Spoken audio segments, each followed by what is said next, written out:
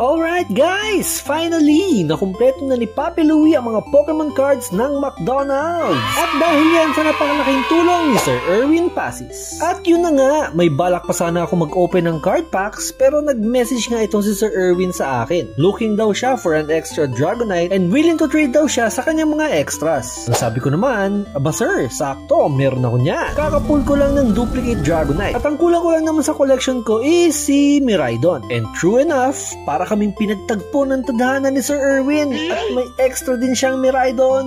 Wow!